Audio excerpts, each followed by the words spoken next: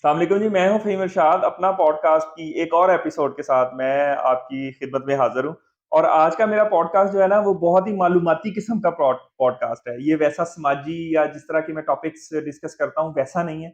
आज मैं मौजूद हूं डॉक्टर बुरहान रबी साहब के पास।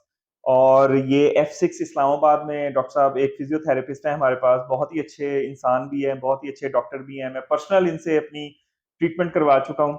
इनसे हम कुछ सवालात करेंगे रिगार्डिंग जो आजकल हर इंसान को, तकरीबन हर दूसरे बंदे को मसला बना हुआ है। वो मसला क्या है जी? मेरी गर्दन में दर्द है, मेरे जोड़ों में दर्द है, मेरे ये पट्टे खिंच गए हैं, इस तरह की चीजें। और ये बेसिकली एक फिजियोथेरेपिस्ट है। तो आज हम इनसे बात करेंगे कि ये प्रॉब्लम्स क्यों हैं। लेकिन सबसे पहले मैं बात करूंगा डॉक्टर साहब से कि इनके नाम का जो है ना, ये राबी एंड में लगा हुआ है, ये राबी पीरजादा के कजन है या क्या मसला है? सबसे पहले तो डॉक्टर साहब बहुत जी, शुक्रिया आपके सर, टाइम देने का। थैंक यू सो मच आपका कैसे हैं भी आप, ठीक फॉर ठाक हैविंग है? मी। जी, अल्हम्दुलिल्लाह डॉक्टर ज़बरदस्त। साहब, ये डॉक्टर बुरहान की तो समय लगती है, ये राबी का क्या मतलब है? जी सर, बुरहान रब्बी जो है ये बेसिकली कुरान का लफ्ज़ है। कुल हातु बुरहानकुम, अगर आप देखें या जो पहले पारे में भी इसका तज़किरा है। सो बुरहान कहते हैं सबूत को, दलील को। बुरहान रब्बी रब का सबूत, रब की दलील, इससे ये जुड़ा हुआ है। डॉक्टर साहब, हमारे पुराने बुजुर्ग तो कहते हैं कोई ऐसा नाम नहीं रखना चाहिए जो बहुत ही वजनी हो। वज़नी ठीक हुआ, है, जी जैसे बिल्कुल। यासीन नहीं रखने देते, जी, इस तरह के बहुत सारे जी, हैदर नहीं रखने जी, देते कि वजनी एब्सोल्यूट। नाम है। तो जी, आपने तो ये बिल्कुल। रब से ही मंसूब एक नाम रख लिया है। बस जी, ये बड़ों का दिया हुआ नाम है। मैं असल में बोर्न एंड रेज़्ड कतर में हूँ, सो वो अरबी कल्चर में इस तरह के नाम रखे जाते हैं। So okay. दैट्स व्हाई जो है वो ये नाम रखा गया है। ओके, जी। तो अभी तो आप खैर इस्लामाबाद में प्रैक्टिस कर रहे हैं। जी, बेसिकली कहाँ बिल्कुल। से बिलोंग करते हैं आप? मैं जी केपी से बिलॉन्ग करता हूँ, डिस्ट्रिक्ट स्वाबी हमारा डिस्ट्रिक्ट है, सही। वहाँ से बिलॉन्ग करता हूँ। गोरे चिट्टे हैं, लग ही रहे हैं पठान है कि मेरे जैसे नहीं है। अच्छा डॉक्टर नहीं तो साहब, कमिंग स्ट्रेट टू जी, प्लीज़। Our topic. जी, प्लीज़। अ, सबसे पहला जो मुझे, चूँकि मैं पेरेंट हूँ, मेरे जी। खुद बच्चे हैं। जी, सर। हमारे बच्चों में जो मोबाइल फ़ोन का एक यूज़ है, जी, पहले बिल्कुल। तो हम सबको पता है कि मोबाइल फ़ोन हमारी ज़िंदगियों में बहुत ही चेंजेज़ लेकर आया है। इग्ज़ैक्टली। वो चेंजेज़ पॉज़िटिव भी हैं, नेगेटिव भी जी, हैं। बिल्कुल। हमें ना सिर्फ़ इसने हिट किया है साइकोलॉजिकली, जी। सोशली, जी, बिल्कुल। बल्कि हमें फ़िज़िकली भी मोबाइल ने हिट यस, किया है, काफ़ी हद ख़ासकर तक। बच्चों में। जी, सर। तो मैं चाहता हूँ कि आप प्लीज़ हमें गाइड करें, बताएँ कि मोबाइल फ़ोन बच्चों में क्या-क्या इश्यूज़ लेकर आया है? लेकर आया। अच्छा सर, अगर इसको हम स्प्लिट कर दें, मोबाइल फ़ोन की एंट्री होती है 2000 में, मतलब इंट्रोड्यूस होता है, फिर आफ्टर 2000 ये कीपैड वाला फ़ोन था, देन स्मार्टफ़ोन में कन्वर्ट हुआ। सो ये जो फ़िज़िकल सिम्पटम्स है, ये बहुत ज़्यादा कोविड के बाद, पोस्ट कोविड ये चीज़ें सामने आना शुरू हो गई। अब ये था जी कि कोविड में लोग बाउंड हो गए, काफ़ी हद तक लोग गैजेट्स पे चले गए, वर्क फ्रॉम होम हो गया, ये सारी चीज़ें हो गई। चलो ऑफ़िसेज़ के एक्सपेंसेस बच रहे, जिनके दफ़ातर है या लोगों का ट्रैवलिंग एक्सपेंस बच रहा है, ये सारी चीज़ें तो थी। लेकिन उसके साथ-साथ ये हुआ कि जब आपके फिज़िकल सिम्पटम्स की हम अब बात करें, सो पोस्ट कोविड लोगों को neck pain, back pain, posture change होना, बॉडी का पोज़ीशन चेंज होना, सो वो हम पहले समझते थे कि ये 30 प्लस लोगों में या 25 प्लस लोगों में चलो ये आता है, या 50-60 की एज में चलो बॉडी के अंदर चेंजेज़ आ जाती हैं, या जैसे कि साइंटिफिकली 40 प्लस मर्द और ख़वातीन में चेंजेज़ आना शुरू हो जाती है, जिसको हम डिजेनरेटिव चेंजेज़ कहते हैं। लेकिन अब ये है कि जी अब वो कहानी नहीं रही। अब 20 साल के बच्चे में भी सिम्पटम्स हमें मिल जाते हैं, हमें 15 साल के बच्चे में भी। हमारे क्लिनिक पे सबसे लोवेस्ट एज का जो है वो 9 इयर्स का बच्चा आया है जी। अभी 9 इयर्स का, हाँ, 9 साल का? 9 साल का बच्चा, वो अपर बैक पेन के साथ, कि जो नेक से नीचे और लोअर बैक से ऊपर। इफ इन केस हम अपर बैक पेन की बात करें, सो उनके बेसिकली ये जो एरियाज़ है और ये एरियाज़ है, यहाँ पे उनको पेन रहा है जी। जब बुनियादी तौर पर हमने उनसे सवालात किए, जो सब्जेक्टिव एग्ज़ामिनेशन किया, सो उसमें ये सामने आया कि जी फ्रॉम द 3-4 इयर्स वो गैजेट्स पे और वीडियो गेम्स पे शिफ्ट हो गया था। He was a professional video gamer, ठीक है? लेकिन उसका पोस्चर यूँ था, ठीक है जी? सो उसके पोस्चर इस पोज़ीशन की वजह से उसकी कद-काठ भी कम हो गई, ठीक है? क्योंकि वो इस पोज़ीशन में ऑल द टाइम रहता है और दिन के 10-10, 11-11, 12-12 घंटे, और उसकी वजह से उसको प्रॉब्लम्स भी आना शुरू हो गई कि यहाँ से नीचे ये पेन्स आना शुरू हो गए। लेकिन वो तो अल्लाह का शुक्र है कि विदिन 3-4 सेशंस वो डायग्नोस भी हो गया और वो ट्रीट भी हो गया। अब फिर से उन हमने उनके पेरेंट्स को समझाया कि देखिए जी, ये सारी चीज़ें तो ठीक है, आप करते हैं, लेकिन इस बच्चे को बाहर छोड़ा करें ताकि खेल-कूद करे, थोड़ी-सी फिज़िकल एक्टिविटी करें, या ये नहीं कर सकते तो एटलीस्ट इसको स्विमिंग के लिए लेके जाया करें, कोई जिम के लिए लेके जाया करें, कि ये सारी चीज़ें कॉम्पेंसेट हो। अगर ये एक ही चेयर पे 10-12 घंटे गुज़ारेगा, स्क्रीन टाइम इतना ज़्यादा होगा, तो वो डेफ़िनिटली उसके आइज़ भी अफ़ेक्ट होंगे, फिज़िकल बॉडी तो हो रही तो ये तो डॉक्टर साहब फिर बड़ी खतरनाक सी आपने बात नहीं बताई, है। जी, क्योंकि सर। घरों में तो हर बच्चा ये यूज़ कर जी। रहा है। इवन मेरा बेटा डेढ़ पौने 2 साल का है, वो जी। भी 2-2 घंटे, डेढ़-डेढ़ घंटे, वो बेशक मैंने जी, अपने सर। हाथ में पकड़ा होता है, बट वो जी, कंटीन्यूअसली उसको देख रहा उसको होता है। देख रहा होता है। तो ये जी तो सर, अब अलार्मिंग है हम सबके लिए। अगर इस पे बात करें जी तो आई साइड के लेवल पे, आई के लेवल पे जो चेंजेस आ रही है वो तो आ रही है। ब्रेन के लेवल पे वो एक अलग आ रही है। उनका जो थॉट प्रोसेस है वो डिफरेंट तरह से वो डेवलप होता जा रहा है। लेकिन इन सब चीज़ों का अब हमारी जितनी भी फिजिकल बॉडी है इसको ऑपरेट कौन कर रहा है? ब्रेन आपका कर रहा है, जी, ठीक है जी। अगर आपका ब्रेन इतना एंगेज रहता है, आपने अक्सर देखा होगा जी दफ्तर में लोग अगर सुबह से फारिग हुए बैठे, कोई काम ना करें, अगर वो 7-8 घंटे बैठे रहे ना और उठे, "ओह जी! बड़ा काम किया, बड़े थक गए।" ठीक है जी। यार बस मैं बहुत थक गया। हालाँकि उन्होंने कुछ नहीं किया, बमुश्किल उन्होंने 100 कदम नहीं लिए होंगे, ठीक है? लेकिन जैसे कि डब्ल्यूएचओ अभी कहता है कि sitting is the new smoking of new era. जैसे कि स्मोकिंग ने पूरी दुनिया को घेर लिया है, इस तरह से सिटिंग ने घेर लिया है। सिटिंग जो है आप देखिए हर दफ्तर में लोग बैठे हुए हैं, हर जगह सिटिंग ही सिटिंग हो रही है। चाहे वो गाँव देहात है, चाहे वो अब शहरी ज़िंदगी है, सब में। सो ये इस तरह के ये पूरे बॉडी पे फिर इम्पैक्ट आना शुरू हो जाता तो बच्चों में ही बहुत खतरनाक है। है, बहुत हमें खतरनाक है, जी। बच्चों को बाहर भेजना चाहिए। एग्ज़ैक्टली हाँ, ये कि 90s के बच्चे या 80s के बच्चे, मैं 90s का बच्चा हूँ, जी सर। तो हमारे घर वाले हमें जूतियाँ मार-मार के घर वापस लाते थे। हाँ जी, हाँ, कि भई आओ ना घर अब हम जूतियाँ मार-मार के कि उनको ब बाहर भेजें। कि जाएँ जी प्लीज़ थोड़ा-सा खेले-कूदे। प्लस सर आपने जैसे कि सोशल सर्कल की बात की तो आपके कितने यार दोस्त होंगे बचपन की आपकी कहानियाँ होंगी जी, हम ये गेम करते थे, वो गेम करते हमारे इलाके में गुल्ली-डंडा और वो कांचे होते थे जी, कबड्डी होती थी, ठीक है? इस तरह के गेम्स वगैरह होते थे या इवन मैं तो जब हम खैर बाहर पैदा हुए थे, जब पाकिस्तान आए तो लोगों को देखा जी वो टायर होता था, उसको चलाते होते थे, भाग-दौड़ कर रहे होते थे, ठीक है? तो डिफरेंट तरह की एक्टिविटीज़ होती है। आजकल के बच्चों को तो ये एक्टिविटीज़ ना उनको समझ में आती होगी कि जी ऐसी भी कोई एक्टिविटी थी कि या नहीं थी। बस वीडियो गेम है, ये है, वो है, यानी इन गैजेट्स ने आपको फिज़िकली भी और साइकोलॉजिकली भी और सब चीज़। सोशली भी बिल्कुल आइसोलेट कर दिया जी। आइसोलेट कर दिया है। आइसोलेट कर दिया जी। चलें, बस हम दुआ कर सकते हैं, और इंशाअल्लाह हमें जी। एज़ अ पेरेंट मुझे फिर बहुत काम करने की ज़रूरत है, आई एग्ज़ैक्टली गेस। अगर अभी से करेंगे ना सर काम, सो ये है कि एटलीस्ट वो उस पे जब जवानी आएगी, फिर वो 30 प्लस में जाएगा, तो वो सारी चीज़ें जो है ना, वो बीमारियाँ उसको नहीं घेर सकेंगी। इम्यून सिस्टम उतना स्ट्रेंथन होगा, उतना स्ट्रॉन्ग होगा, बॉडी इतनी स्ट्रॉन्ग होगी। क्योंकि यही चीज़ें होती हैं जो कि माइलस्टोन्स हम जैसे कहते हैं मेडिकली ये बच्चे में माइलस्टोन्स अचीव हो रहे होते हैं। जैसे कि एक बच्चा पैदा होता है, तो वो पहले नेक होल्डिंग नहीं कर सकता, फिर वो नेक होल्डिंग सीखता है, फिर सिटिंग में आता है। ठीक है, इस तरह से ये धीरे-धीरे अगेंस्ट द ग्रेविटी ये सारी चीज़ें वो अपने अंदर अडॉप्ट कर रहा होता है और वो मस्कुलेचर डेवलप हो रहा होता है। सो अगर हम बात करें जैसे कि मतलब मैं एक फिजियोथेरेपिस्ट हूँ, ठीक है जी? तो फिजियोथेरेपी का जो है बेसिकली अगर माँ के पेट में बच्चा है ना जी और कब्र तक, ये पूरी ज़िंदगी में उसके साथ वो चल रहा होता है। क्योंकि एक फिजियोथेरेपिस्ट ही आपको गाइड कर सकता है कि आप अपनी बॉडी को ऐसे यूज़ करें, तो ये सब कुछ। अच्छा, अक्सर हम लोग सुनते हैं बैक पेन है जी, कमर दर्द है। जी सर, ऐसे ही। तो हम ख़ासकर, मैं आपसे रिक्वेस्ट करूँगा, आप बताएँ कि कमर दर्द या बैक पेन, जैसे मैं प्रोफ़ेशनल हूँ, मैं जी सारा सर। दिन 9 घंटे बैठने वाला जी, बंदा हूँ बिल्कुल। ऑफ़िसेज़ में और ये वो। जी सर। क्या है बैक पेन? अच्छा जी। किन किन चीज़ों को हम लोग बैक पेन कहते हैं? एक तो ठीक है जी, मेरी कमर दर्द कर रही है, या जी। इसको डिटेल में अगर आपसे हम अच्छा सर, पूछें? हमारे एक प्रोफ़ेसर साहब थे, वो अक्सर कहा करते थे यार कि दुनिया में 2 तरह के लोग हैं। एक जिनको कमर दर्द हुआ है और एक जिनको होगा। कि मतलब इससे जो है कोई भी नहीं बच सकता है। ठीक है जी, उसके हमारे कोई लाइफ़स्टाइल की अपनी वजूहात है, वो उसमें आती हैं। बैक पेन जो है ना जी, यहाँ से लेके नेक से लेके, ये नीचे टेल बोन तक, ये सारा बैक है। ठीक हो गया? फिर इसको डिवाइड किया गया है। इसको कहते हैं ये सर्वाइकल स्पाइन जिसको हम आम लेमन लैंग्वेज में नेक कहते हैं। फिर आपका ये अपर बैक आ जाता है। ठीक है जी? नेक से लेके और ये लोअर बैक से ऊपर तक। ठीक है? उसके बाद यहाँ पे ये आ जाती है लोअर बैक, जो कि टेल बोन से ऊपर और ये अपर बैक से नीचे तक, ठीक है जी? ये स्पेशली लोअर बैक में काउंट होते हैं और दिस इज़ टेल बोन। जब आप फॉरवर्ड मूव करते हैं, तो आपका एक-एक सेगमेंट आगे मूव करता है, तो आप आगे झुक सकते हैं, आप सीधा हो सकते हैं, आप साइडवेज़ अगर आप देखते हैं, तो ये सारी रोटेशन और ये सारी मूवमेंट आपकी स्पाइन पे हो रही होती है, ठीक है? अब अक्सर लोग कंप्लेंट करते हैं, जी मुझे लोअर बैक पेन है, लोअर बैक पेन है। अब सबसे पहले ये समझे कि लोअर बैक में होती क्या है, स्ट्रक्चर्स क्या-क्या है? सबसे पहले आपका बेसिक स्ट्रक्चर स्पाइन होता है, हड्डी, बोन, ठीक है जी? उससे क्या मोहरे बने हुए हैं, वर्टिब्रा बने हुए हैं। इन 2 वर्टिब्रोस के बीच में एक होता है डिस्क, ठीक हो गया? प्लस इसको किसने ये टेप किए हुए साइडों से, वो होते हैं लिगामेंट्स। उसके ऊपर फिर आते हैं मसल्स, मसल के ऊपर ये स्किन आता है, ये फिर एक बॉडी स्ट्रक्चर बनता है। अब हर एक चीज़ का अपना एक रोल है, बोन का अपना एक रोल है, ठीक है? उसने एक बुनियादी तौर पर एक स्ट्रक्चर दिया हुआ है। मसल का ये रोल है जो कि वो आपसे एक्शन परफॉर्म कराता है। इफ इन केस ये फिंगर्स मैं क्लोज कर रहा हूँ और ओपन कर रहा हूँ, तो यहाँ की मसल्स कॉन्ट्रैक्ट हो रही हैं, तो ये बोन्स आपस में जॉइंट्स यूँ नीचे की तरफ आ रही है। फिर इस साइड की कॉन्ट्रैक्ट होती है, तो ये हाथ यूँ खुल रहा है और ये ऑपरेट कौन कर रहा है? आपका ब्रेन कर रहा है। सो ये एक मैंने आपको रिवर्स इंजीनियर किया कि जी बॉडी किस तरह से फंक्शन करती है। मोस्ट कॉमनली आपने सुना होगा जी, मुझे जी डिस्क हिल गई, ये मोहरे का दर्द है। ये लोगों ने गूगल कर करके अपने दिमाग भी खराब कर दिए, ठीक है जी?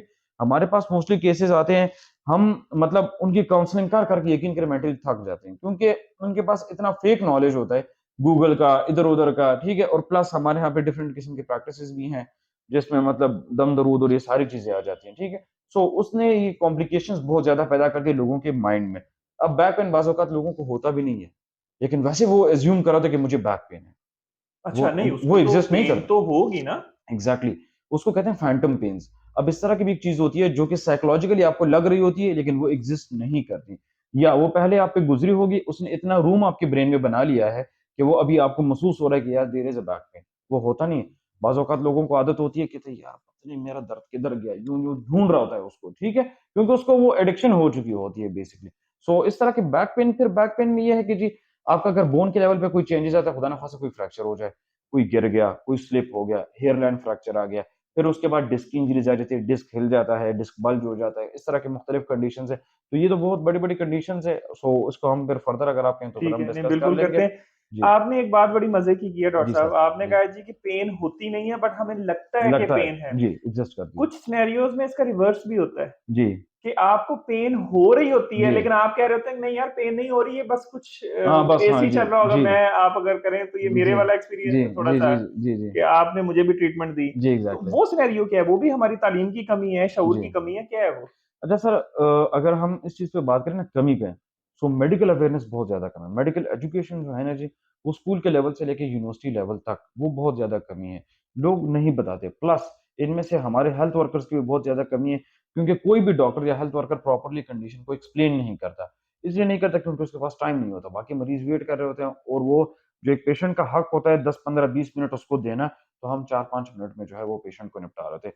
ये एक मेडिकल कम्युनिटी की ये कमी है। बाकी लोगों की अवेयरनेस की जो बात है, सो वो भी किसी स्कूल के लेवल पे आपने पढ़ा है कि जी कि ये ह्यूमन बॉडी ऐसी होती है, तो इसमें इस तरह के मसाइल निकलते हैं।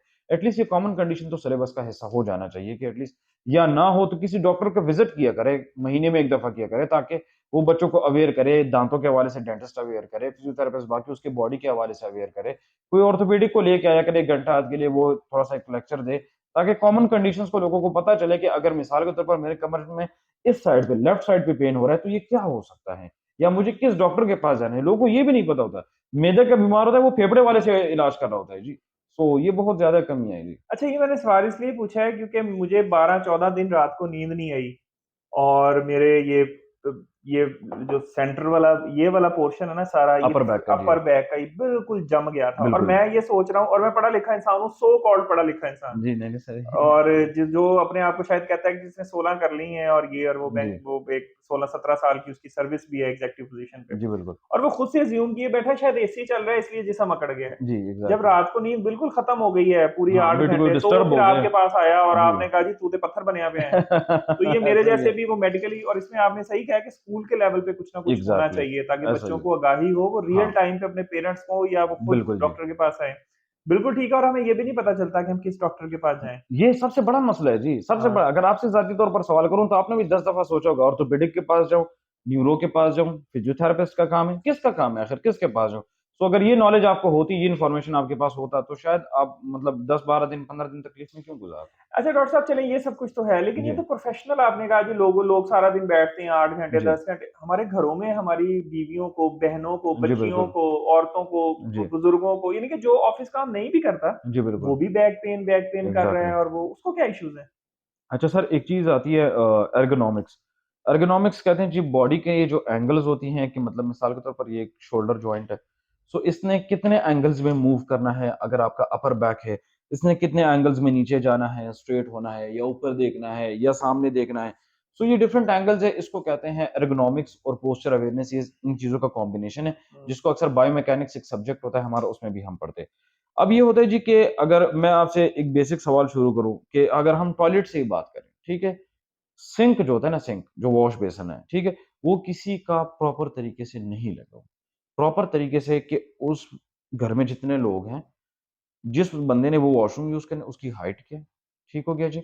अच्छा वो मोटा कितना है, पतला कितना है, वो आगे कितनी हद तक झुक सकता है, नहीं झुक सकता, ये सारी चीज़ें इसमें आ जाती हैं, ठीक है? हम सिर्फ़ उसका फैंसीपना देखते रहते हैं, जी चमक-दमक है इसमें, नहीं है, अच्छा लग रहा है, ट्रेंडी है या नहीं है। आपके घर में ऐसे भी लोग होंगे, जो कि आपका एक कॉमन वॉश बेसिन लगा होगा, वो आपके लिए सूटेबल होगा, लेकिन आपके भाई के लिए नहीं होगा, क्योंकि वो उस तरह से नहीं कर सकता होगा या वो आगे नहीं झुक सकता होगा, ठीक है? या उसको कोई बेसिक प्रॉब्लम हो सकती है, बैक में कोई इश्यू हो सकता है जिसकी वजह से ये उसके लिए दर्द वो कर रहा होगा। लेकिन अब ये कि टॉयलेट सीट ये है कि अगर सीट है नीचे, वो आपके लिए सूटेबल है लेकिन किसी और के लिए नहीं है, या वो जो इंडियन कमोड जिसे कहते हैं, वो आपके लिए सूटेबल है या किसी और के लिए नहीं है। इस तरह के घर के जितना भी किचन की बात करें, फिर बेड की बात करें, तो ये सारी बुनियादी चीज़ें हैं जिसकी वजह से लोग अक्सर कंप्लेंट करते हैं घर में जी कि मुझे कमर दर्द हो इस तरह से।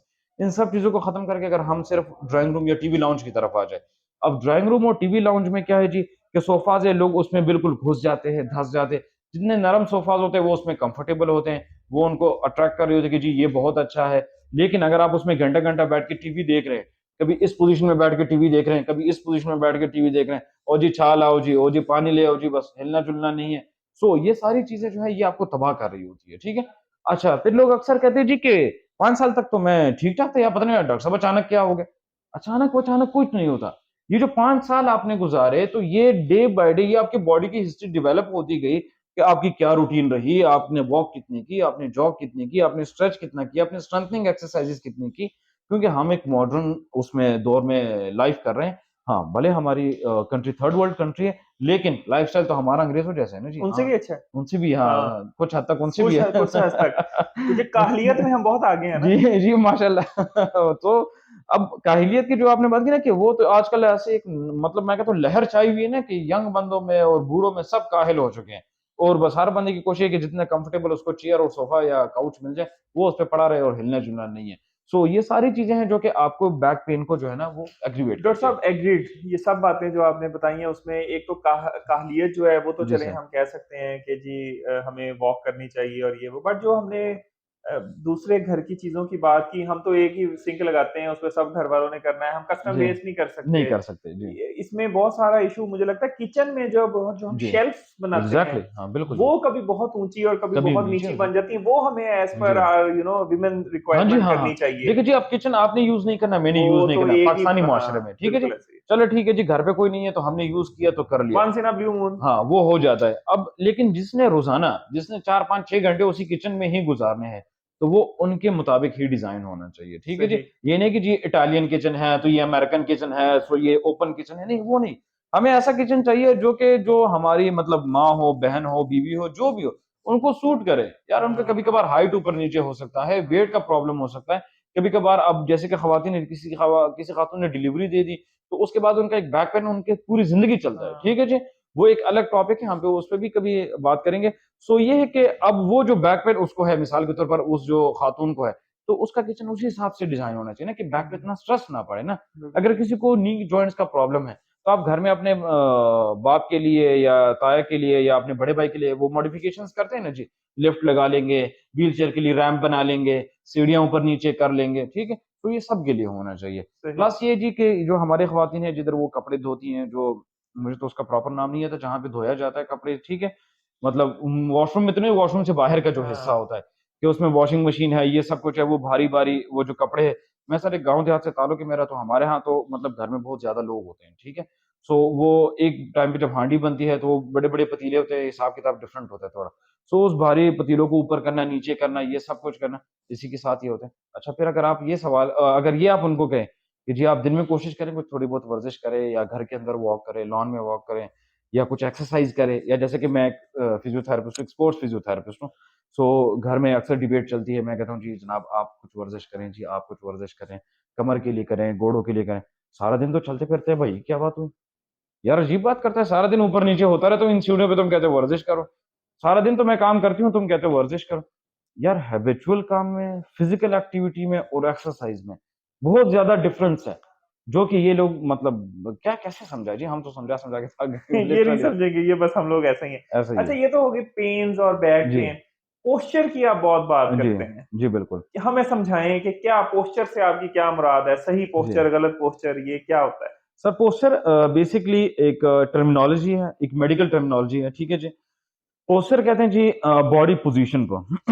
जैसे कि अभी मैं बैठा हुआ हूँ या आप बैठे हुए हैं, so this is sitting position posture, ठीक है जी? कि ये किस तरह का होना चाहिए? इफ इन केस आपके सामने टेबल पड़ा हो, आपने दफ्तरी काम करना है, आपने टेबल यूज करना है, तो वो किस पोजीशन में होना चाहिए? आपकी टांगे कहाँ पे रहेगी, मतलब आपके फुट्स कहाँ पे प्लेस करेंगे? उसके बाद आपकी जो नी जॉइंट्स है वो कहाँ पे होंगे? आपके हिप जॉइंट्स किधर होने चाहिए, लोअर बैक पीछे अटैच होने चाहिए, नहीं अटैच होने चाहिए, आपका जो थोरैक्स है, जो अपर बैक का जो ये लेवल है, ये किस पोजीशन में होना चाहिए, और आपका जो डेस्क है वो आपसे कितनी दूरी पे होना चाहिए, उसके ऊपर जो लैपटॉप या जो भी कंप्यूटर स्क्रीन वगैरह पड़ा हुआ है वो किस लेवल पे, above I level, below I level या आई लेवल पे, किस तरह। अच्छा जी, इवन इस पे हम इतनी बारीकी में जाते हैं कि जी टेलीफोन आपका फलानी साइड पे होना चाहिए, पेन पेपर आपका फलानी साइड पे होना चाहिए, कि क्योंकि जब आपका एक साइड बार बार यूज होता है तो वो दूसरी साइड वो निगलेक्टेड उसमें चला जाता है। तो इन सब स्टडी को, इन सब चीजों को मैनेज करने, इसको कहते हैं पोस्चर। पोस्चर। जी। और ये जितना स्टैंडिंग पोस्चर अलग है, स्लीपिंग पोस्चर अलग है, वॉकिंग जो गेट है उसका अलग है जी। हर चीज का अलग है। अलग है जी। अच्छा चलें, इतनी डिटेल में तो नहीं हम आज बात कर जी, सकते, फिर कभी पढ़े इंशाल्लाह। आपको पकड़ेंगे हम। स्लीपिंग पोस्चर के जी, मुझे बताइए, एग्जैक्टली, क्योंकि बड़ा अच्छा हम आपने जो वो है किया वो है। इस पे थोड़ा टाइम ज्यादा लगाते हैं जी। स्लीपिंग में। स्लीपिंग सर ये तो बड़ी अच्छी हॉबी है जी हमारे सोना। सोने जो अवाम की जो है ना, यकीन करें कि स्लीपिंग पोस्चर जी लोग हमारे पास आते हैं। अच्छा जी, हमारे पास एक पेशेंट है, बड़े मजे की स्टोरी है। सो वीगो डाले में आया ना जी, तो अब एक बंदा हमारा जो ऑफिस में हमें जो हेल्प आउट करता है, वो लड़का आ रहा है और उसके पास हाथ में ना दो दो तकिए हैं। वो अंदर आ रहा है जी, एक दफा आया, फिर आया, फिर आया, फिर आया। मैं उसको कहूँ कि भाईजान ये क्या है? वो मुझे कहता है सर आपने शायद ऑर्डर किए होंगे या वो मैंने कहा यार इतने तकिए कौन ऑर्डर करेगा? हमने काउंट किया, वो 21 पिलोज थे जी। 21 पिलोज। 21 पिलोज वो पूरा डाला, वो भर के लेके आया। मैंने कहा भाई ये है क्या? कहता है डॉक्टर साहब आपके अगर कोई और मरीज है आप वो कैंसिल करें, मैं आपको पेमेंट करता हूँ। ठीक है जी, आपने बस मेरी सुननी है, आपने आज किसी की नहीं सुनी, मैं मखसूस टाइम निकाल के आपके पास आया। मैंने कहा ठीक है जी। मैंने कहा बस आपके पास 1 घंटा है, बाकी हम पेशेंट्स डिले नहीं कर सकते। ये पिलो मैं फलानी कंट्री से लेके आया हूँ, ये पिलो मैं फलानी कंट्री से लेके आया, ये मोल्टी का है, तो ये इसका है, तो ये उसका है। मुझे नींद नहीं आती, फिर भी मैं उठता हूँ, नेक में एक स्ट्रेच, एक खिंचाव रहता है, सर पे बोझ रहता है, दर्द होता है। कौन सा पिलो मेरे लिए सूटेबल है? कोई ऑर्थोपेडिक कहता है ये पिलो यूज करो, कोई कहता है ये पिलो यूज करो। सो पिलो एक बहुत ही आसान और एक सिंपल वो है, लेकिन अगर लोग उसको कॉम्प्लिकेटेड ना बनाएं। मैं अक्सर अपने पेशेंट्स को कहता हूँ जी, जो कि ऐसा शैम्पू जो कि लोग दावा करते हैं कि इससे बाल रुक जाएंगे, गिरेंगे नहीं, और या वापस रीजनरेट होंगे, और ऐसा पिलो जो कि आपके नेक को सपोर्ट करेगा, ये सारी फेक है, ये 2 नंबरी है। ये वो अपना प्रोडक्ट सेल करें। सिर्फ ये है कि जी आपका कानों का जो ये यहाँ से लेके आपकी शोल्डर टिप तक ये जितना भी एरिया है, इतना आपका पिलो होना चाहिए। एक बात। दूसरा, वो नरम होना चाहिए, सख्त नहीं होना चाहिए। ठीक है जी। और अब तीसरा ये है कि अक्सर हम ये एक मिस्टेक करते हैं कि हमारा जो नेक है ये पिलो के ऊपर पड़ा रहता है, और सर शोल्डर्स हमारे नीचे होते हैं। लेकिन आपका जो ये शोल्डर है, यहाँ से पिलो पे आपने लेटना है। यहाँ से ऊपर जितनी भी बॉडी है ये पिलो के ऊपर आनी चाहिए। अगर आप फिर करवट भी लेंगे तो आपका ऑटोमेटिकली ये शोल्डर नीचे आ जाएगा। सो इसके बीच में जो गैप होगा वो पिलो कवर कर लेगा, और आपके शोल्डर पे भी स्ट्रेस नहीं आएगा। काफी लोग ऐसे भी होते हैं, कहते हैं यार मैं एक साइड पे सोता हूँ, रात को मुझे मतलब मेरी बाजू नम हो जाता है, या इस तरह से कंडीशन आना शुरू हो जाता है कि मुझे बाजू में बिल्कुल एहसास नहीं जब मैं जाग जाता हूँ। सो इस तरह। हाँ, और प्लस ये है जी कि लोगों की ये भी आदत है, कोई कोई उल्टा सोया रहता है। ठीक है जी। किसी ने 2 3 4 पिलोज रखी हुई यूं करके बैठा है, रीडिंग कर रहा है, मोबाइल यूज कर रहा है, इतने में सो गया। जब हमारे पास आते हैं, डॉक्टर साहब कुछ नहीं करता, मैं मजे की जिंदगी जी रहा हूँ बस, और ये बस हो गया मेरे साथ। जब हम उसकी खोज लगाने की कोशिश करते हैं, फिर हमें पता चलता है कि जी ओ भाई साहब तो 4 4 घंटे एक एक सीजन देख रहे थे अच्छा, ये वाला जो पॉइंट है ना आपने जो बात की जी। ना 3 3 पिलो वाली, ये मैं जी। एडिट करके काट के ना जी सर। फिर ये मैं यूट्यूब पे लगाऊंगा, क्योंकि जी। अगर मेरी बेगम ने देख लिया ना, क्योंकि ये वो मुझे यही कहती है पिलोज के, और ये बिल्कुल आप सही कह हाँ, रहे हैं। वो ये आदत होती है ना जी, 2 4 3 किलो रखे हैं और उस पे कॉन्टिन्यूसली इस पोजीशन में है। हम्म। सो ये सारी चीजें आपकी biomechanics of the spine, biomechanics of the body इसको डिस्टर्ब कर रही ले डॉक्टर साहब, हमने सीख लिया जी है। जी कि सर। आपकी बैक पेन क्या है, क्यों है बैक पेन, आपका पोस्चर क्या होता है, गलत पोस्चर कौन सा है, सही पोस्चर कौन सा है। चले जी जी, सर। हमने बातें कर ली। ठीक है जी। अब मुझे बताएं, इसमें ये जो हमारे फिजियोथेरेपिस्ट हजरात हैं, जी डॉक्टर सर। हजरात हैं, जी आप सर। हैं, आपका फिर रोल क्या आता है इसमें? कि ऑर्थोपेडिक जो ये हड्डियों के डॉक्टर, जी सर। आप ये हड्डियों के डॉक्टर नहीं हैं, जी सर, आप बिल्कुल। फिजियोथेरेपिस्ट हैं, हाँ, हम जिसको फिजियोथेरेपिस्ट हम हैं। लोग कहते हैं मालशिया कह जी, सकता हूं जी, मैं, जी, जी, बिल्कुल, इन अदर बिल्कुल। वर्ड्स जिनको नहीं जी, समझ लग रही। जी, बिल्कुल। आपका क्या रोल है फिर हमारी जिंदगियों में बेहतरी लाने में, क्या अच्छा सर, करते हैं? इस पे ज़रा थोड़ा-सा और मैं आपसे टाइम लूँगा, ज़रा डिटेल में बात करेंगे। जो ह्यूमन बॉडी है ना जी, इसमें डिफरेंट ऑर्गन्स है, बोन्स है, इसके अंदर मसल्स है, लिगामेंट्स है, नर्व्स है, ब्रेन है, और स्टमक है, मैदा है, फेफड़े है, लंग्स है, इस तरह के बहुत सारे वो है। सो अब इसमें ये है जी कि हर एक स्ट्रक्चर के लिए अलग ही एक स्पेशलिटी है। ठीक हो गया जी। जैसे कि आपने बताया बताया जी ऑर्थोपेडिक्स। ऑर्थोपेडिक्स का काम है जी हड्डियों के साथ इन अ सेंस ठीक हो गया। कोई आजकल ये बड़ा आया हुआ जी, घोड़े का जोड़ बदल दिया, कूल्हे का जोड़ बदल दिया, ठीक है? ये उनका काम है। जोड़ बदल दिया? जोड़ बदल दिया जी। अच्छा। जिसको टीकेआर कहते हैं, total knee replacement, THR total hip replacement. Arthritis होता है, वो जॉइंट अंदर से खुरदरा हो जाता है, वो पेनफुल होता है, वो चल फिर नहीं सकते और वो पूरा रिप्लेस कर देते हैं, ठीक है जी। अब इसके बाद जो फिजियोथेरेपिस्ट का काम आता है, फिजियोथेरेपिस्ट का सोसाइटी में ये रोल है कि हर बंदे को, इंडिविजुअल को मोबाइल करना, उसकी मोबिलिटी को इम्प्रूव करना, उसकी एक्टिविटी ऑफ डेली लाइफ एडीएल्स को इम्प्रूव करना, इंसान के फंक्शन को इम्प्रूव करना। अगर वो 10 साल का है तो उसको 10 साल के जो नेचुरली कैपेसिटी होती है ह्यूमन बॉडी की, वो उस पे पूरा परफॉर्म करे। अगर वो 50 साल का है तो भी उतना परफॉर्म करे। आपने ऐसे भी लोग देखे होंगे जी कि वो 40 के होंगे, वो अपने आप को 50-60 का समझ रहे होंगे, ठीक है? उनकी बॉडी भी उस तरह से उनका साथ नहीं देती। सो इन सब चीज़ों को फिजियोथेरेपिस्ट डील करता है। फिजियोथेरेपिस्ट का बेसिक काम होता है मसल्स के साथ, लिगामेंट्स के साथ, आपकी मूवमेंट्स के साथ और प्लस ये है कि लिगामेंट्स क्या होते हैं? अच्छा जी, लिगामेंट्स मैं इसलिए समझ रहा हूँ क्योंकि मसल्स का मुझे पता है। जी सर। बाकी 2 चीज़ें बताई मुझे पता है, अब जी। लिगामेंट्स नहीं पता। मेरे देखने वालों को भी नहीं पता। बताएँ लिगामेंट्स क्या होते हैं? सर एक तो मैं पठान हूँ, मेरी हुँ, उर्दू बड़ी कमज़ोर है हुँ। और उर्दू में मुझे लफ्ज़ नहीं आते लिगामेंट के जी। पंजाबी में या फिर अपने पश्तो में हाँ, पश्तो में उसको प्लग कहते हैं। पलाह कहते हैं। अच्छा हाँ, चलें छोड़े परा फिर क्योंकि अ, पलाह का मुझे नहीं पता। जी। हम इसको गूगल कर लो यार, ये हाँ, लिगामेंट्स जो है ना लिगामेंट जो है आप उसको देखें गूगल कर लो, उर्दू में पता चल जाएगा फिर क्या जो होता है। हालाँकि मुझे उस स्ट्रक्चर का नाम नहीं आता उस तरह से। ये कुछ मैंने सीखे हैं, पिंडली कहते हैं पंजाबी में इस जगह को ना, जी, जी, उर्दू में कूला कहते हैं। कहते हैं हाँ, ये इसको। इसको ये कूले हैं। सो ये है कि ये मैंने कुछ अपने पेशेंट से सीखे हैं और माज़रत के साथ जी हमारा तो और अंग्रेज़ी वो खेस है। कहते हैं मोटे चद्दर को। ये तो उस दिन मैंने आपसे सीखा जी खेस उसको कैसे। सो ड्यूरिंग द सेशन इस तरह से पेशेंट के साथ गपशप चलती रहती है। अच्छा सर फिजियोथेरेपी जो है ना ये एक बहुत बड़ा डोमेन है। फिजियोथेरेपी एक अम्ब्रेला टर्म है। उसके नीचे आ जाती है स्पोर्ट्स थेरेपी, मैनुअल थेरेपी, फिर उसके अंदर इवन एक मसाज थेरेपी वो है। मसाज थेरेपी जो है वो बाहर की कंट्रीज में होता है, उसमें प्रॉपर एक बैचलर प्रोग्राम होता है, ठीक है? वो उस तरह के स्पोर्ट्स क्लब के साथ वो काम करते हैं, डिफरेंट लोगों के साथ काम करते हैं। यहाँ पे लोगों का जो मसाज का वो है ना, वो बहुत ही गलत वो समझते हैं कि यार पता नहीं मसाज सेंटर है या मसाज थेरेपी, ये पता नहीं क्या है। या इवन हमें जैसे कि डेंटिस्ट को लोग 90s से पहले-पहले लोग उसको दंदान साज कहते थे, ठीक है? डॉक्टर कहते नहीं थे। डॉक्टर कहते ही नहीं थे। जब वो डिग्री प्रॉपर इंट्रोड्यूस हुई, पीएमडीसी ने डिग्री वो की, रिकॉग्नाइज्ड कॉलेजेस बने, एफिलिएटेड कॉलेजेस बने, लोग आए, तो फिर लोगों ने डेंटिस्ट को वो देना शुरू किया कि यार ये बहुत बड़ा इसका रोल है। जैसे कि आप फिजियोथेरेपिस्ट है तो आप यूके, यूएस, कनाडा, ऑस्ट्रेलिया कहीं भी चले जाएँ, बड़े-बड़े सेंटर्स हैं, प्रॉपर ऑर्गनाइजेशंस हैं। सो हमारी डिग्री इंट्रोड्यूस हुई 2008 में, तो अवेयरनेस किस लिए इसलिए इसलिए ये कमी है। जब मैंने एडमिशन लिया, तो मुझे भी लोग यही कहते थे, जी मालशा बन रहा है, तो ये बन फिर आज वही लोग हैं, आज यार मेरे कमर में दर्द है, चुक निकला है, ये डिस्क हिल गया, ये सियाटिका हो गया, ये मेरे घोड़ों का दर्द है, ये वो। सो इन सब कंडीशंस को मैं अगर ये कहूँ कि जी हर बंदे को महीने में जो स्पेशली ऑफिस वर्कर्स हैं या जो अफोर्ड कर सकते हैं एटलीस्ट उनको महीने में 1 दफ़ा लाज़मी जाना चाहिए फिजियोथेरेपिस्ट के पास कि वो उसकी बॉडी को देखें, असेस करें। यार अपकमिंग क्या आप में प्रॉब्लम्स आ सकती हैं या अभी आप में क्या प्रॉब्लम्स है जो कि अभी तक उन्होंने पेन दिया नहीं है, लेकिन जैसे कुछ ही दिन गुज़रेंगे तो आप में दर्द निकल सकता है, ठीक है?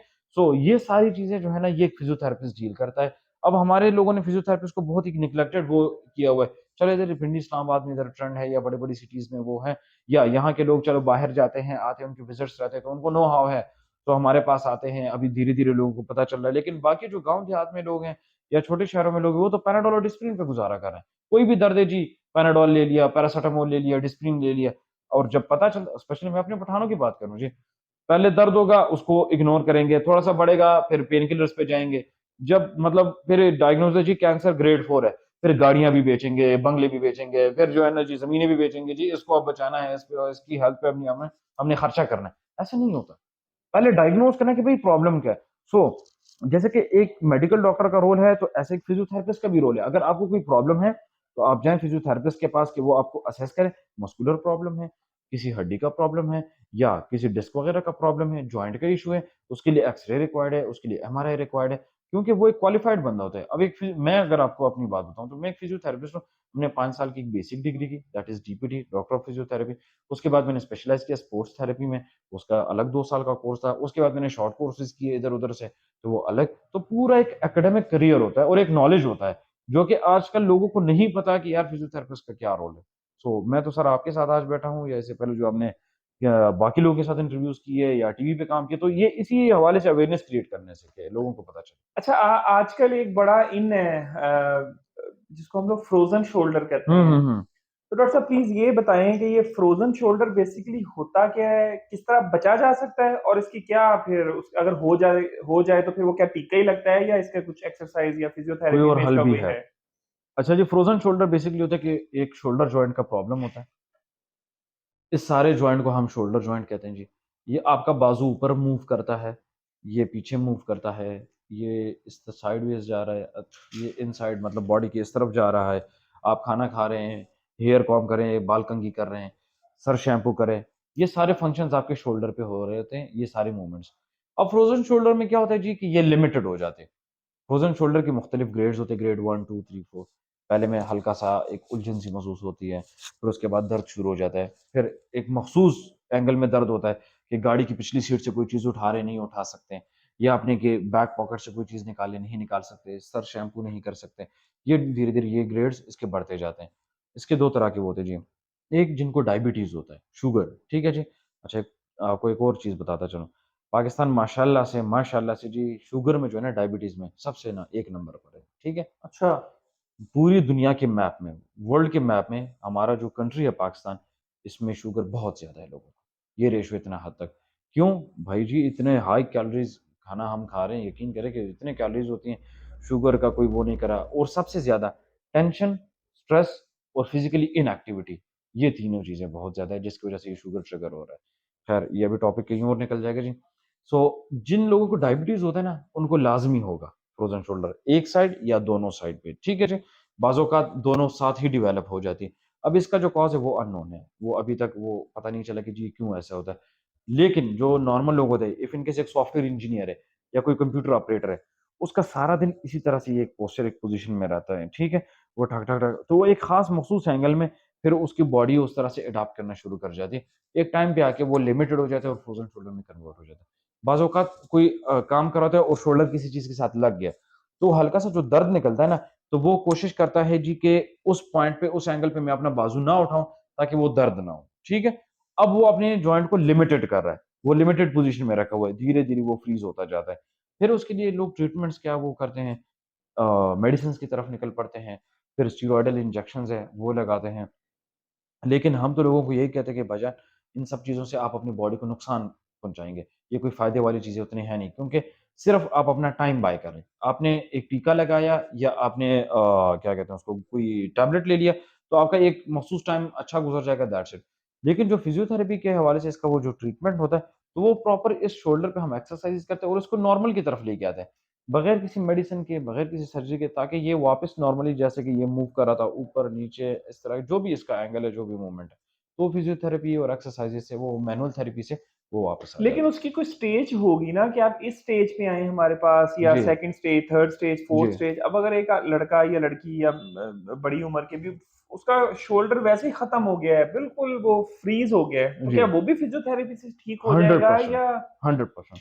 आपके ऑडियंस में से कह रहा हूँ, कोई अगर ये केस किसी के पास है और कोई एज़ अ चैलेंज लेके आना चाहते हैं, टाइम फ्रेम हम आपको बताएँगे जी कि इतने से इतने हफ़्ते इस पे लगेंगे, विद गारंटी, गारंटीड उस पे चेंजेज़ आएँगे। नहीं जी, फ्रोजन शोल्डर जितना कॉमन है ना आजकल, जी, कि मेरे एक्चुअली मेरी मदर को भी था। अच्छा वो जी, तो सही, दो सही। उनकी डेथ हो चुकी है। अल्लाह मेरे बख्शिश करे। छोटे भाई को भी था, नईम को। नईम साहब ये देखें डॉक्टर साहब, हमने नईम को इंजेक्शन लगवाया था फिर, स्टेरॉइड इंजेक्शंस लगवाए हैं। Steroid injection. और जी। डॉक्टर साहब कह रहे हैं कि अगर किसी और को भी फ्रोजन शोल्डर है तो प्लीज इंजेक्शन लगाने से पहले, अगर वो यहाँ एग्ज़ैक्टली। आ सकता है, इस सराउंडिंग का हाँ, बंदा है, वो भी ठीक है, नहीं तो वरना किसी अपने हाँ। फिजियोथेरेपिस्ट के पास जी, जाके एक बिल्कुल। बार उसकी ट्रीटमेंट जरूर करवा ले। वो जी, कहते हैं जी बिल्कुल। एक्सरसाइज के साथ जो है ना, ये सब कुछ रिकवर अब हो ठीक जाते हैं रिकवर हो 100%। सकता है। आपके सराउंडिंग में कोई भी क्लिनिक हो, कोई भी फिजियोथेरेपिस्ट आप उसके पास जाएँ, वो आपकी असेसमेंट कर लेगा। वो आपको बता देगा जी कि आपका शोल्डर इस ग्रेड में फॉल करता है जी, और इसके लिए हमारी ये ट्रीटमेंट प्लान होगा। लेकिन उसमें एक बात है कि वो ओवरनाइट नहीं हो सकता। 1 दिन, 2 दिन के अंदर नहीं हो सकता, क्योंकि ये जादू नहीं है, ना कोई ये दम-दरूद है, ठीक है जी? ये एक प्रोसेस है कि वो धीरे-धीरे इसके अंदर जॉइंट प्ले क्रिएट करेगा, मूवमेंट क्रिएट करेगा। पहले ये मूवमेंट नहीं था, ये आएगा, ये मूवमेंट नहीं था, ये आएगा, और हाँ, हल्का-हल्का पेन भी होगा, जिसे हम मीठा-मीठा दर्द कहते हैं, ठीक है? ये ऐसे नहीं हो सकता कि बस आपको कुछ भी फ़ील ना हो और आपका शोल्डर नॉर्मल हो जाए। बिल्कुल ठीक है डॉक्टर ये साहब। प्रैक्टिकली एक पॉसिबल हमारे नहीं है। पास आपने अभी वर्ड यूज किया है, शेरेटिका। जी जी, सियाटिका सियाटिका। sciatica, इस पे काइंडली बताएं जी, हमें कि ये क्या चीज है। जिसको अरकुन निसा कहते हैं, ये भी मुझे आता है जी उर्दू में, इसको अरकुन निसा कहते हैं। सो इसमें ये होता है जी कि सॉरी। पेशेंट्स अक्सर कंप्लेन करते हैं जी कि हमारे यहाँ से कमर से पेन जाता है, यहाँ सराउंडिंग में भी रहता है, यहाँ से हिप में आता है और नीचे टांग तक, यूं नीचे तक चला जाता है, ठीक है। इसके अंदर ये शार्प पेन होता है, प्लस नमनेस होती है, सुनपन, ठीक है, सुइयां वगैरह चुभना, इस तरह के वो कंडीशन होते हैं। ये डेवलप कैसे होता है? बाज़ औक़ात आपने आगे बेंड हुए हैं और कोई हैवी चीज़ उठाया और कमर से अंदर से एक टिक की आवाज़ आई या कोई दर्द अक्सर निकला, वो एक डिस्क अपनी जगह से हिल जाता है। आपको ये समझना आपके लिए ज़रूरी है कि ये जो 2 वर्टिब्रेस, 2 बोन्स हैं, ये अब देखिए जी ये बोन्स हैं। अगर ये bones bone to bone contact होगा, तो मूवमेंट पॉसिबल नहीं है। तो कुदरत की तरफ से इसके बीच में एक डिस्क होता है, ठीक है? वो इसको लुब्रिकेशन और इस पे जो मूवमेंट है ना वो ईज़ी करता है, ठीक है? अब ये है कि इसके अंदर ऊपर से स्पाइनल कॉर्ड आ रहा होता है, ठीक है जी? उससे डिफरेंट नर्व्स निकलती हैं। वो डिस्क हिलता है तो वो किसी न किसी नर्व को पिंच करता है। जब वो पिंच करता है तो उससे यहाँ तक ये नीचे सियाटिक सिम्पटम्स आते हैं। अब स्पेशली आपकी ऑडियंस के लिए ये टिप है, ये मशवरे तो हम पैसों पे देते हैं, आपको पता ही है जी, ठीक है? अब ये है कि जी इसमें 2 तरह के होते हैं। एक को हम कहते हैं ट्रू sciatica, एक होता है फेक sciatica। अब ये ट्रू sciatica और फेक sciatica ये पेशेंट को नहीं पता होता, ठीक है? अब अगर सारे सुन लीजिए, अगर आपका पेन हिप से शुरू होता है, इस एरिया से, यानी हिप से शुरू हो रहा है, नीचे थाई की तरफ गोड़े तक आ रहा है और नीचे काफ की तरफ, मतलब ये पिंडली में आपको पीछे की तरफ या साइड पे या आपकी कोई भी उंगली सुन हो रही है और पेन यहां से है, हिप के लेवल से, कमर से नहीं है, तो ये फेक sciatica है, इसको हम पिरिफॉर्मस सिंड्रोम कहते हैं, ठीक है जी। ये एक मसल की वजह से होता है, एक मसल यहाँ पे होता है, वो टाइट हो जाता है, वो उस नर्व को और स्ट्रक्चर्स को कंप्रेस करता है और नीचे की तरफ वही सिम्टम आते हैं। यही सिम्टम यहाँ पे डिस्क हिलता है तो उसमें भी आते हैं, ठीक है। अब ये है जी कि बाज़-औक़ात लोगों को ये मसल का प्रॉब्लम होता है और जो हमारे सर्जन हज़रात हैं, वो अक्सर खोल देते हैं, सर्जरी कर देते हैं। अब जब डिस्क भी अपनी जगह से हिलता है तो उसके भी मुख्तलिफ वो होते हैं, ठीक है? डिस्क प्रोलैप्स होता है, हर्निएशन होता है, बल्ज होता है। सो उसमें भी हर एक डिस्क की इंजरी में सर्जरी की रिक्वायरमेंट नहीं होती।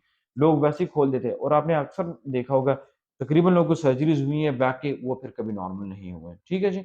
उसमें भी मैं आता हूँ, अभी बाद में उसको कवर करते हैं कि वो क्यों नहीं होती। अब वो जो चीज़ है ना जी कि यहाँ पे जो डिस्क है, वो बाहर निकल गया।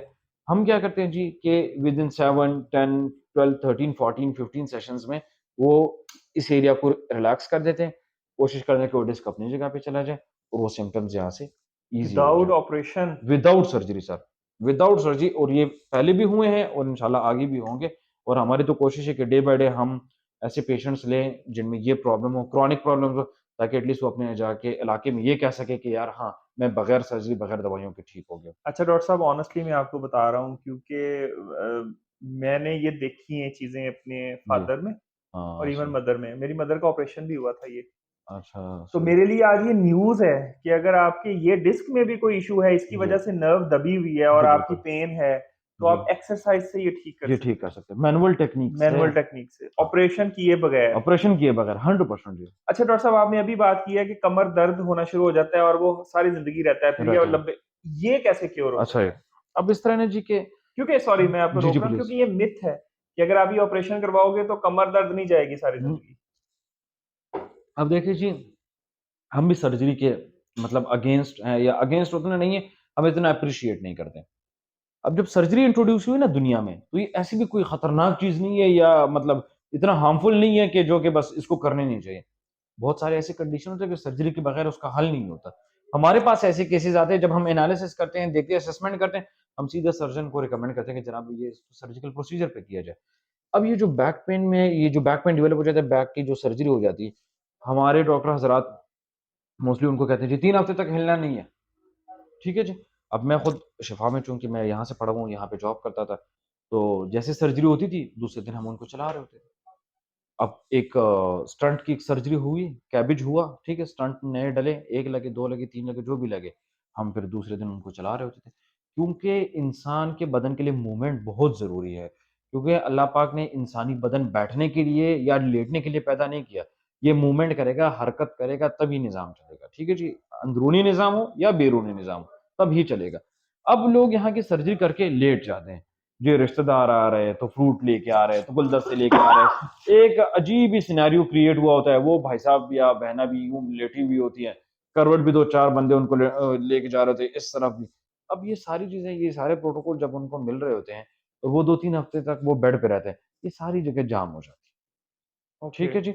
जब ये जाम हो जाती है, तो वो जब कहते हैं कि जी, कि मैं यूँ आगे झुकता या झुकती हूँ, तो ऐसा फँसा-फँसा होता है और शदीद दर्द होता है। फिर सीधा नहीं हो सकता, सीधा होता हूँ तो फिर भी इस तरह से। अब ये सारा काम है फिज़ियोथेरेपिस्ट का, कि ये इस इन सारे मसल्स को वापस फ़ंक्शन की तरफ लेके आए। बाहर की कंट्रीज़ में सर्जरी होती है, सर्जरी के बाद उनका 1, 2, 3 हफ्ते फिज़ियोथेरेपी, फिज़िकल रिहैब होता है, कि इसको वापस अपनी नॉर्मल लाइफ़ में लेके आएँ। यहाँ पे वो कॉन्सेप्ट ही नहीं है। यहाँ पे लोग ना फिज़ियोथेरेपिस्ट का हाथ लगवाने देते हैं, ना काफ़ी सर्जन्स भी प्रमोट नहीं करते कि जी आप इसके बाद फिज़ियोथेरेपी करें। अब जी यहाँ पे अक्सर ये लोग नी जॉइंट बदल लेते हैं। अब सर्जन का काम हो गया, उन्होंने नी जॉइंट बदल दिया, बट दैट्स इट। इसके बाद फिज़ियोथेरेपी, फिज़िकल रिहैब जिसे कहते हैं, वो शुरू हो जाता है कि इस पे ये मूवमेंट वापस लेके आना, कि ये टाँग सीधी हो और वापस बेंड हो। ये एक फिज़ियोथेरेपिस्ट का काम है, हमारा काम होता है मूवमेंट के साथ। सो सर्जरी इतनी बुरी चीज़ नहीं है, लेकिन सर्जरी हर आप नॉर्मल कंडीशन में भी नहीं कर सकते, कि हल्का-सा कोई दर्द है और जी सर्जिकल प्रोसीजर हो गया। डॉक्टर साहब, तो बात तो फिर आगाही की हो गई ना, कि जी, हमें नहीं है आगाही, ना ही जी, हमें सर्जन डॉक्टर बताता है कि उसके जी, बाद तुम किसी फिजियोथेरेपिस्ट से मिलो। जी, और एग्ज़ैक्टली। जिस सोसाइटी में हम लोग रहते हैं, वो तो बेचारे सर्जरी करवा के ही अपने वो पैसे खत्म हो जाते हैं उनके जी, पास, और उसके बाद फिर आपने जो है वो कहें कि जी आप फिजियोथेरेपिस्ट के पास चले जाओ, जी, तो वो कहेंगे यार पहले ही उधार पैसे पकड़ के ऑपरेशन कराया जी। तो हुन फिजियोथेरेपी को चली जाइए। आगाही नहीं है, क्या कर आगाही, सकते हैं? और प्लस ये जी कि मैं खुद बज़ाते खुद एक फिज़ियोथेरेपिस्ट हूँ। सो हमारी कम्युनिटी में ऐसे लोग हैं जो कि गवर्नमेंट सीट्स पे, गवर्नमेंट हॉस्पिटल में बैठे हुए हैं, डिपार्टमेंट्स चला रहे हैं। उन्होंने फिज़ियोथेरेपी को सिर्फ़ लिमिटेड किया हुआ है, वो एक गरम हीटिंग पैड और तौलिया रखते हैं और एक मशीन लगाते हैं, दैट्स इट। जो कि अक्सर लोग कहते हैं यार इससे मैं क्या ठीक होऊँगा, ये तो मैं घर पे ले लेता हूँ इस तरह से। अगर उन्हीं फिज़ियोथेरेपिस्ट ने अच्छा काम शुरू किया, पेशेंट को प्रॉपर टाइम देना शुरू किया, तो शायद लोगों के अंदर समझ भी आ जाए, ठीक है? अब ये हर सरकारी इदारे में अगर आप देखें तो तकरीबन लोग ऐसे ही बैठे हुए हैं, काम कोई नहीं कर रहा है। सो ये भी है, प्राइवेटली हम तो खुद बज़ाते खुद काम कर रहे हैं, और हमारी कोशिश ये होती है कि जितने कम पैसों में और जहाँ तक लोग अफ़ोर्ड कर सकते हैं, वहाँ तक जो है हम उनके साथ ताउन करें और वो ट्रीटमेंट करें। डॉक्टर साहब, जोड़ों का दर्द है। जी सर। बहुत ही कॉमन हमारी अम्मियों जी, में, हमारे अब्बुओं में, जी। दादा में, सब में, अब जवानों में भी आ रहा है, जी, जोड़ों बिल्कुल। का दर्द। जी, बिल्कुल। उसमें भी रोल है फिजियोथेरेपिस्ट का? बहुत वो बड़ा क्या सर। है, क्यों होते हैं और उसमें क्या रोल है आपका? अच्छा सर, जो जोड़ों का दर्द होता है, जोड़ों का दर्द उसमें एक कंडीशन है जिसको अर्थराइटिस कहते हैं। अर्थराइटिस एक बहुत बड़ी फैमिली है, उसके अंदर ऑस्टियोआर्थराइटिस, रूमेटॉइड अर्थराइटिस, गाउट और एंकिलोजिंग स्पॉन्डिलाइटिस, ये डिफरेंट कंडीशंस है, ठीक है जी? अब जोड़ों का एक दर्द शुरू होता है, मिसाल के तौर पर किसी के नी जॉइंट में पेन शुरू हो गया, ठीक है जी? वो कहते हैं जी मैं नी को बेंड करता हूँ, तो इसके अंदर मुझे एक तो डिफरेंट किस्म की आवाज़ें आती हैं। वो स्मूथ मूवमेंट नहीं होता, एक रफ मूवमेंट होता है, एक रगड़ सी महसूस होती है और दर्द होता है। या रेडनेस हो गया, स्वेलिंग हो गया, गोड़ा सूज गया, या यहाँ पे ये सूज गया, कोई भी जॉइंट होता है इस तरह से, ठीक है? अब उसको देखना अंदर से कि जी ये किस लेवल तक है, बोन के लेवल पे प्रॉब्लम है, कोई सॉफ्ट टिश्यू जो उसके अंदर मेनिस्काई, लिगामेंट या इस तरह के मसल का टेंडन कोई चीज़ वो रप्चर है या उसमें प्रॉब्लम है, या ये बोन के लेवल तक जा चुका है, जॉइंट के अंदर गैप नहीं है। एक चीज़ आपने देखा होगा, लोग अक्सर कहते हैं जी, मेरे नी जॉइंट में गैप आ गया है। गैप आता नहीं है, गैप खत्म हो जाता है, क्योंकि बोन टू बोन कॉन्टैक्ट जाता है। ये पहले ये ऐसे होता है, फिर ये धीरे-धीरे यूँ हो जाता है। क्यों? फ्रिक्शन शुरू हो जाती है। एग्ज़ैक्टली। जब बोन टू बोन कॉन्टैक्ट हो जाता है, उसमें फ्रिक्शन होती है। एक तो उसमें जो बेसिक वो रीज़न्स है, एक तो वेट, ठीक है जी, ओवरवेट होना, लेस एक्टिविटी, ठीक है जी, जो सराउंडिंग के स्ट्रक्चर्स होते हैं, वो कमज़ोर होते हैं। आपकी यहाँ की मसल स्ट्रेंथ नहीं होगी, क्योंकि आपका जो मसल होता है, वो आपकी बॉडी को चला रहा होता है और बॉडी वेट ले रहा होता है। जब आपके मसल्स बॉडी वेट नहीं लेंगे, तो ऑटोमैटिकली जॉइंट के ऊपर आएँगे और बोन टू बोन ही जाएगा, ठीक हो गया?